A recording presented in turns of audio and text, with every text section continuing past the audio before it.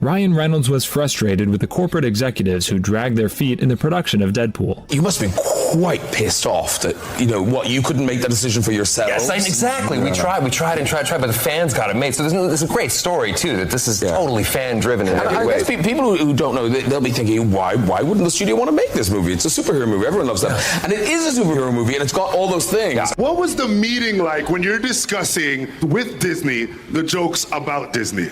The fun story would be that Disney was just appalled at everything and was never going to let us do anything. But that's on one hand. On the other hand, money. They had a lot of faith in us to deliver and to self-govern. So yes, there's jokes in there that I personally cannot believe they let us. And in fairness, because we were like the kind of good boy students turning in our script every once in a while, and every time we sent a script, we were like kind of waiting, and the pushback never came, and it became clear that on this movie, funny wins. Really, there was one joke, one line that they asked me to take out. When I was on set, I was like, there's no way that's going to be him. Yeah, I have a joke about Hugh that I couldn't believe he let me say in the movie. So that passes. I was like, wow, he let. Ryan Reynolds is reportedly furious with Disney CEO Bob Iger. What should have been a major victory for Marvel, following the record-breaking success of Deadpool and Wolverine, has instead escalated into a heated battle over the future of the Deadpool franchise. Instead of celebrating, Reynolds and the creative team are at odds with Disney, with tensions reaching a boiling point.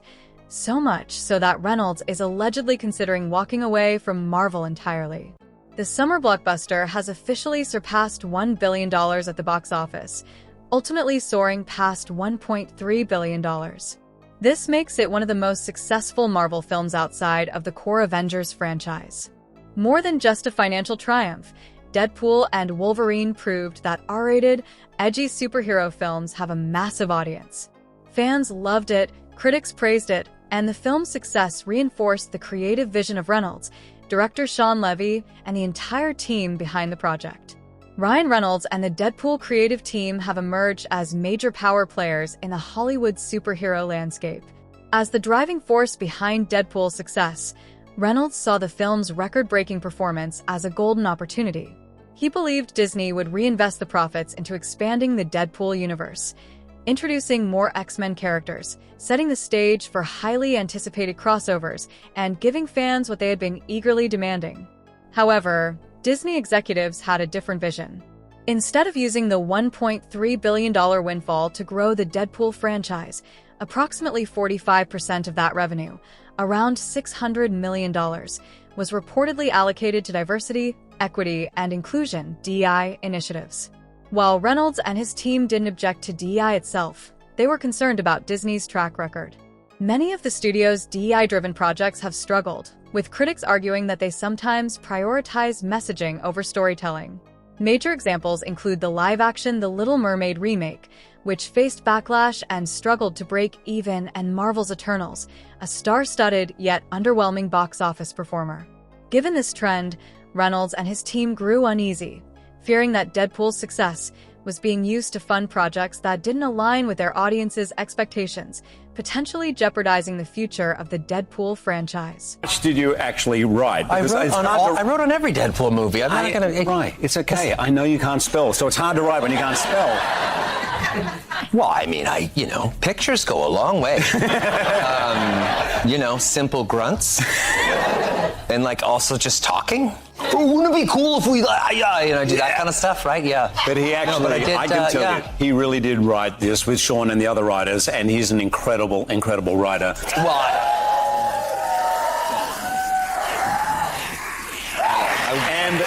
I'm not one of the great romantics, but it was... And a generous writer, you really are. Do you like writing? I do. One of the scariest things I've ever done in my entire life is writing for you.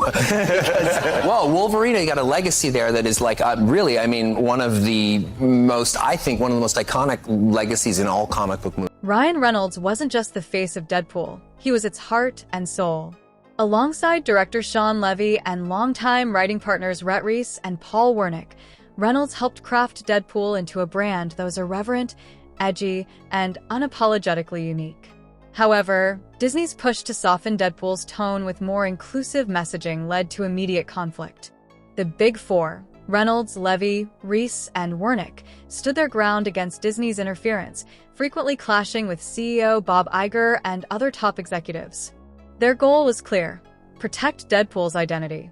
But with every script review, Disney's DI team reportedly pushed for a more family-friendly narrative, encouraging themes of social justice, identity, and an expanded lineup of diverse supporting characters. While inclusion itself wasn't the issue, the Deadpool team felt these changes were being forced into a story where they didn't fit.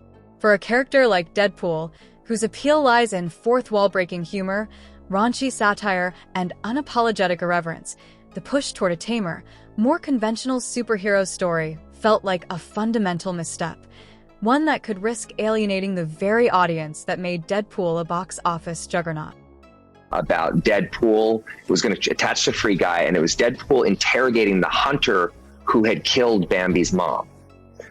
And the rug pull of it, though, is that you think Deadpool's going to kill the hunter, but Deadpool's actually just a huge fan. He wants to know how he too can be as loathed as the hunter is in the Disney universe.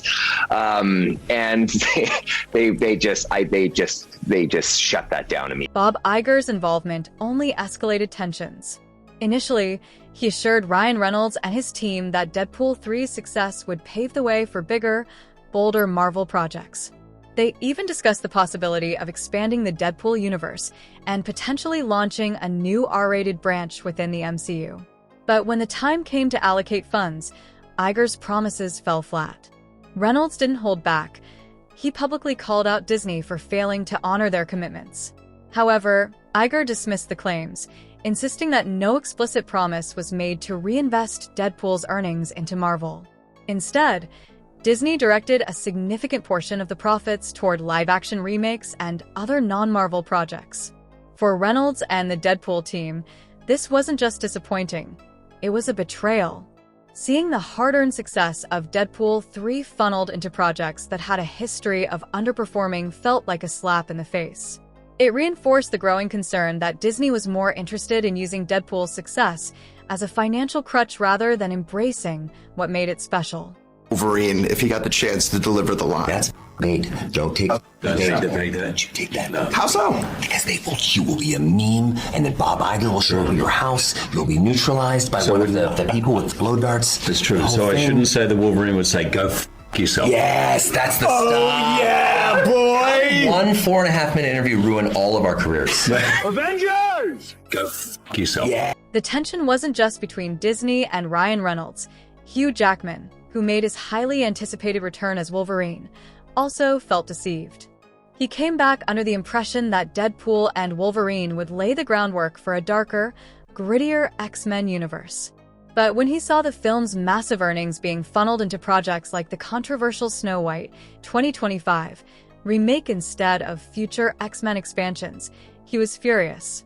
Reynolds' response? Outrage. He began openly criticizing the studio, fueling speculation that he might walk away entirely.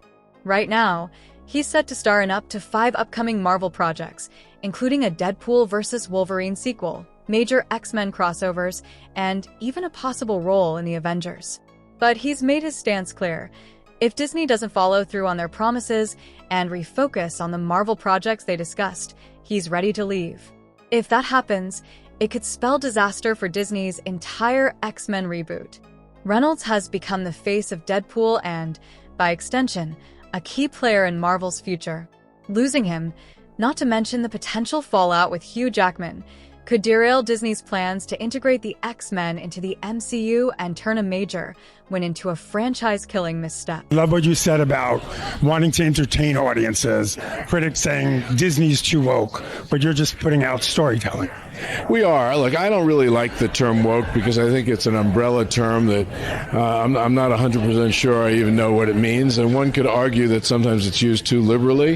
That said, our primary purpose is to entertain, and where we can entertain responsibly, obviously we try to do that. We try to have a positive impact on the world, but the first thing we need to do is entertain. Has positioned Disney on a trajectory that prioritizes diversity, equity, and inclusion, DEI, across nearly all of its film and TV content.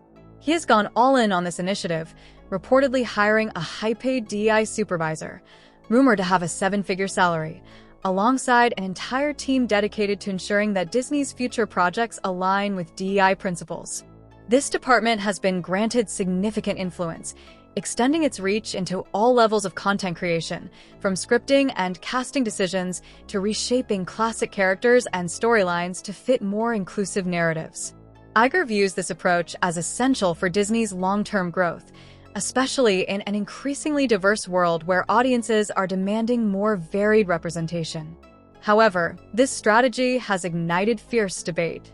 Critics argue that Disney's aggressive DEI focus has come at the expense of established and highly successful franchises like Deadpool and Wolverine. Instead of reinvesting in proven box office hits, a significant portion of funding has been diverted to projects with uncertain commercial appeal. For many within Marvel, including Ryan Reynolds and Hugh Jackman, this redirection of resources feels like a misstep, especially when Deadpool and Wolverine has demonstrated that bold, R-rated, fan-driven storytelling still has a massive audience. The growing rift between creative teams and Disney's corporate leadership suggests that if these tensions aren't resolved, it could have long-term consequences for Marvel's future and Disney's broader box office success. The impact of Disney's DEI-focused strategy has been evident in the company's recent lineup. Films like Strange World and the Willow TV series were heavily promoted as emblematic of Disney's new inclusive direction, featuring diverse casts and progressive themes. However, both projects struggled, underperforming at the box office and failing to gain traction on streaming platforms, ultimately costing Disney millions in lost revenue. The 2023 Haunted Mansion reboot was another high-profile disappointment, facing similar challenges despite a strong marketing push.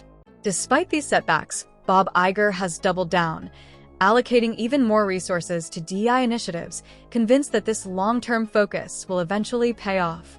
However, this approach has sparked growing debate within the industry. Critics argue that Disney is prioritizing representation over storytelling, running the risk of alienating core audiences who value engaging plots and strong character development above all else.